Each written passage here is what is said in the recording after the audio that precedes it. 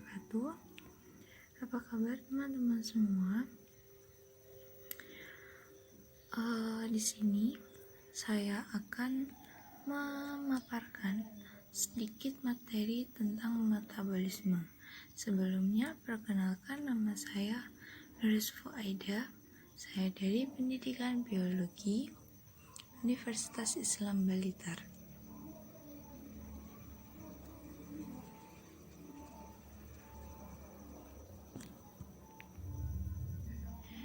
Metabolisme berasal dari bahasa Yunani yaitu metabol, yang artinya berubah. Metabolisme dapat diartikan sebagai perubahan kimiawi dan perubahan energi yang terjadi dalam tubuh. Jadi metabolisme adalah segala reaksi kimia yang berlangsung dalam tubuh makhluk hidup yang disertai dengan perubahan energi dan melibatkan enzim sebagai biokatalisator untuk mensintesis komponen sel dan berbagai aktivitas seluler.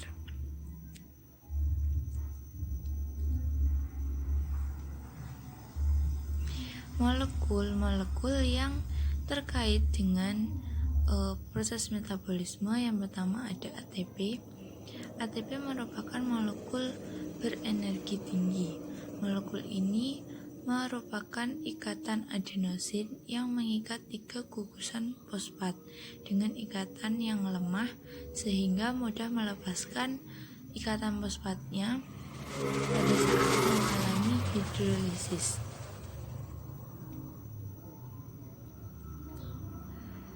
Berikut ini saya tampilkan skema dari ATP yang bisa teman-teman pelajari. Enzim adalah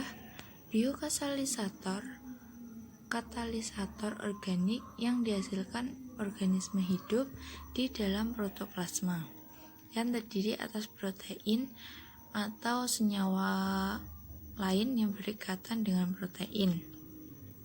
Enzim memiliki 2 fungsi pokok, yaitu untuk mempercepat atau memperlambat reaksi kimia dan untuk mengatur sejumlah reaksi yang berbeda dalam waktu yang sama.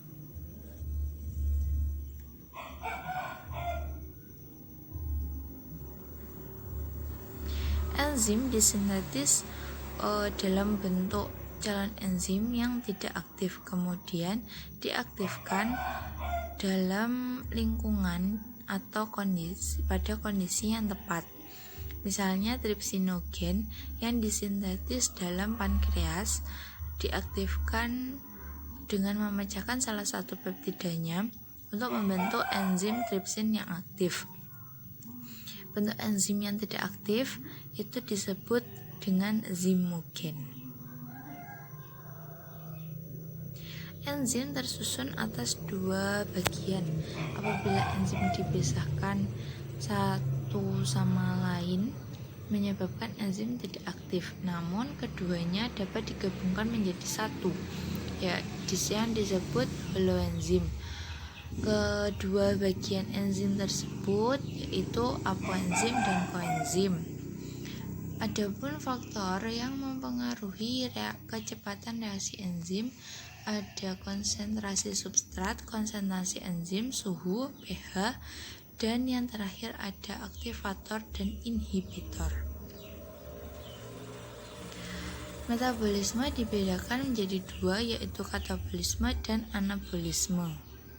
Katabolisme adalah penguraian senyawa kompleks menjadi senyawa yang sederhana. Proses ini menghasilkan energi yang dapat digunakan oleh makhluk hidup sehingga disebut reaksi eksogenik. Contoh dari katabolisme itu respirasi sel. Berdasarkan kebutuhan oksigennya, respirasi dibedakan menjadi 2, yaitu respirasi aerob dan respirasi anaerob. Respirasi aerob adalah respirasi yang membutuhkan oksigen bebas.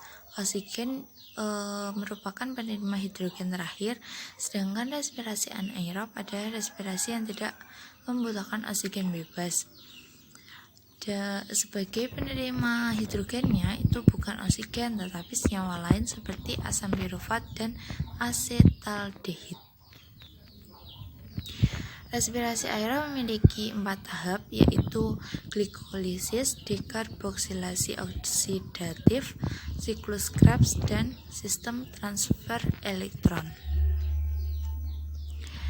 Glikolisis merupakan proses pengubahan molekul glukosa menjadi asam pirufat dengan menghasilkan NAD, H, dan ATP. Glikolisis terjadi di dalam sitosol. Dalam glikolisis, satu molekul glukosa akan dihasilkan 2 asam pirufat, 2 NADH, dan 2 ATP.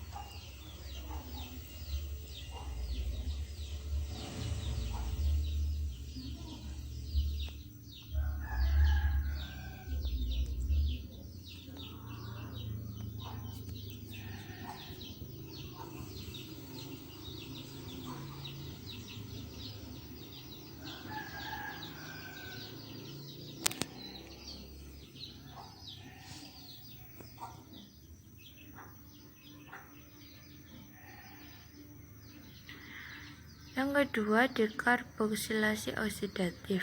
Pada tahap ini asam pirufat diubah menjadi CoA dengan menghasilkan NADH dan melepaskan CO2.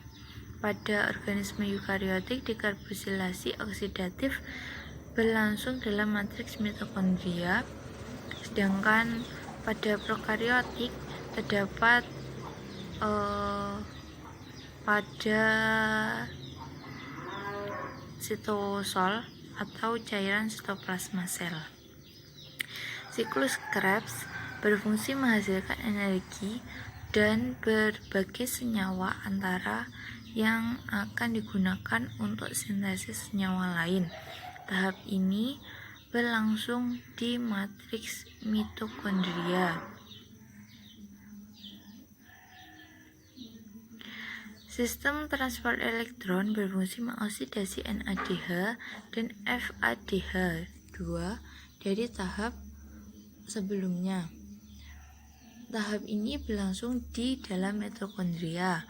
Elektron dan hidrogen dari senyawa yang tergabung dalam NADH dan FADH2 dialirkan dari senyawa penerima elektron seperti NAD, FAD, koenzim Q, dan sitokrom.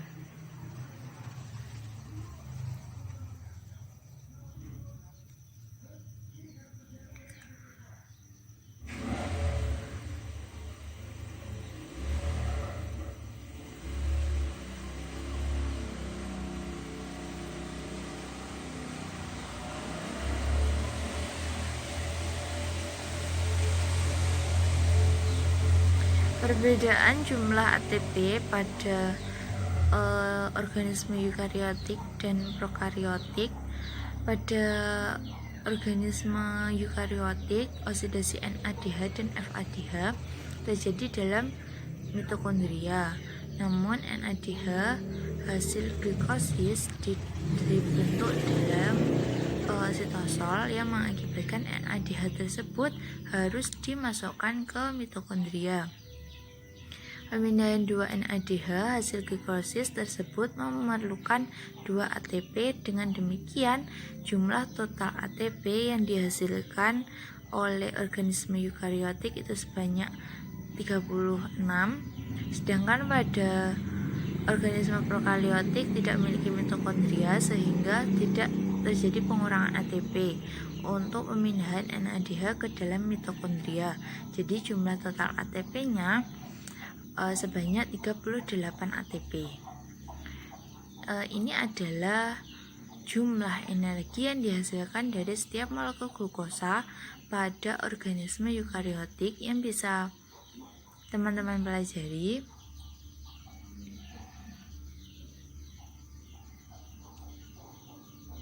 Respirasi anaerob hanya dapat dilakukan oleh mikroorganisme tertentu, misalnya bakteri. Respirasi anaerob merupakan reaksi dari fermentasi. Fermentasi adalah proses penguraian karbohidrat menjadi senyawa lain tanpa bantuan oksigen. Fermentasi terdiri dari 2 tahap, yaitu glikolisis dan pembentukan NAD+.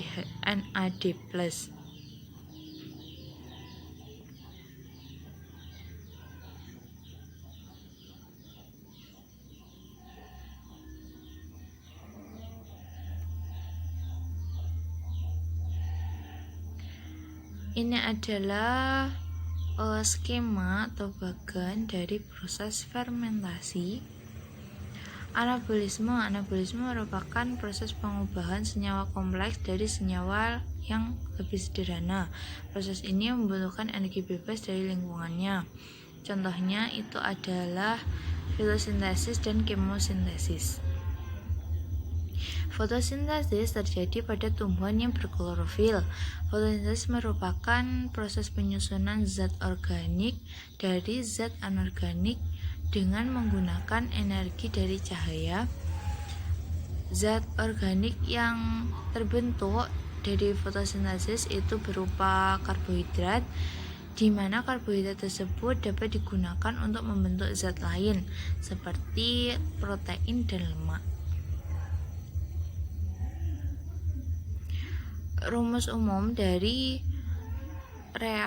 reaksi umum dari fotosintesis dapat dituliskan sebagai berikut, yaitu 6CO2 dan 12H2O bereaksi dengan C6H12O6, 6H2O, dan 6O2.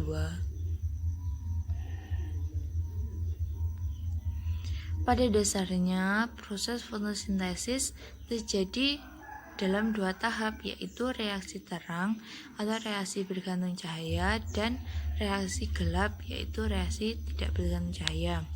Reaksi terang itu terdapat 2 pusat reaksi, yaitu fotosintesis 1 dan fotosistem 2.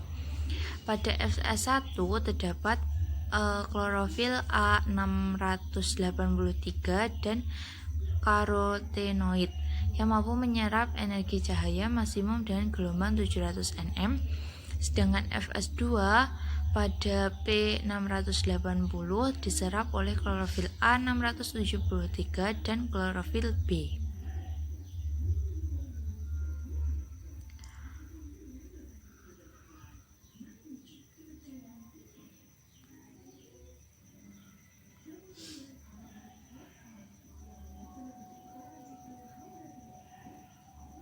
Reaksi gelap atau tak tergantung cahaya adalah suatu proses fiksasi CO2 untuk membentuk glukosa dengan menggunakan energi yang dihasilkan oleh reaksi terang. Reaksi ini terjadi di stroma pada kloroplas dan tidak memerlukan cahaya. Reaksi biokimianya berlangsung melalui suatu siklus yang disebut siklus Calvin-Benson. PGAL yang terbentuk dalam reaksi gelap merupakan hasil bersih fotosintesis secara keseluruhan. Untuk membentuk 1 molekul glukosa diperlukan 2 molekul PGAL, dan ini diperoleh dari mereduksi 6 molekul CO2. Dengan mereduksi 6 molekul CO2 akan dihasilkan 12 molekul PGAL. 2 molekul PGAL digunakan untuk membentuk glukosa dan 10 molekul lainnya untuk direduksi kembali melalui senyawa antara seperti fruktosa 1,6 difosfat dan glukosa 5-fosfat untuk menghasilkan RUDP.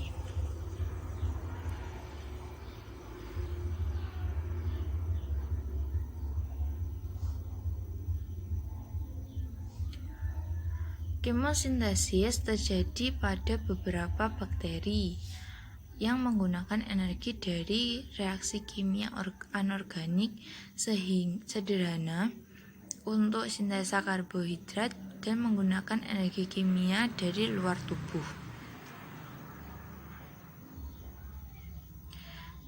Berikut ini ada pola umum reaksi kemosintesis yang bisa teman-teman baca. Beberapa organisme yang melakukan kemosintesis diantaranya ada bakteri sulfur yang tidak berpigmen yang mengoksidasi sulfida menjadi sulfat.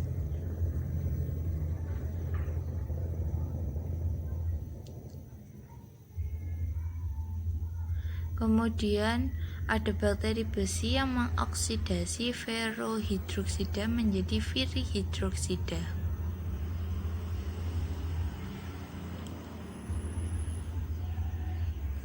Selanjutnya ada bakteri nitrifikasi, tipe bakteri yang menggunakan amonia dan melepaskan ion nitrit, contohnya Nitrosomonas, dan tipe bakteri yang menggunakan ion nitrit dan melepaskan ion nitrat. Ini adalah perbandingan antara fotosintesis dan kemosintesis.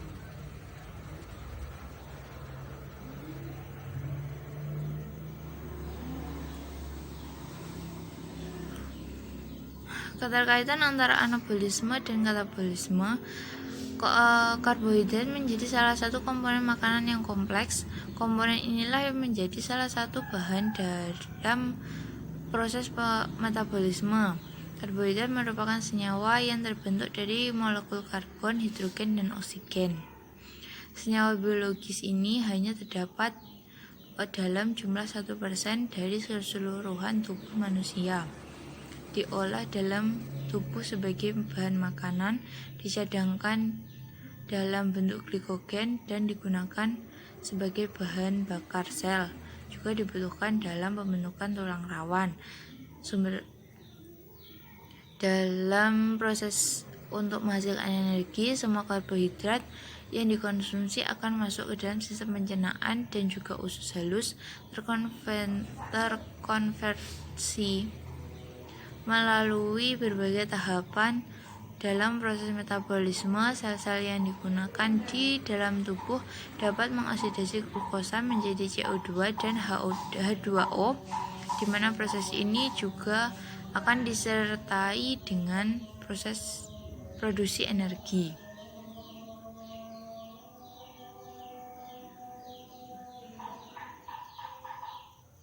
Di dalam tubuh, karbohidrat yang telah terkonversi menjadi glukosa tidak hanya akan berfungsi sebagai sumber energi utama bagi kontraksi otot, namun juga berfungsi sebagai sumber energi bagi sistem saraf pusat, termasuk juga untuk kerja otak.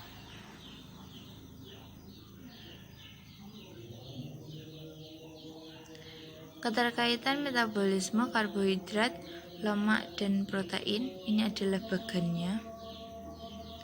Pada bagan terlihat, karbohidrat, protein, dan lemak bertemu pada jalur siklus Krebs dengan memasukkan asetil koenzim A, kemudian asetil CoA sebagai bahan baku dari siklus Krebs untuk menghasilkan energi yang berasal dari katabolisme karbohidrat, protein, dan lemak. Titik temu dari berbagai jalur metabolisme ini berguna untuk menggantikan bahan bakar di dalam sel. Hasil katabolisme ini juga bermanfaat untuk menghasilkan senyawa-senyawa lain, yaitu dapat lemak banyak mengandung hidrogen terikat dan merupakan senyawa karbon yang paling banyak terreduksi. Sedangkan karbohidrat dan protein hanya mengandung oksigen dan lebih sedikit hidrogen terikat adalah senyawa yang lebih teroksidasi. Pada jalur katabolisme yang berbeda, glukosa dan asam glutamat menghasilkan ATP yaitu 36 ATP, dan pada katabolisme asam heksonat dengan jumlah karbon yang sama dengan glukosa menghasilkan 44. Terima kasih Atas perhatiannya, wassalamualaikum warahmatullahi wabarakatuh.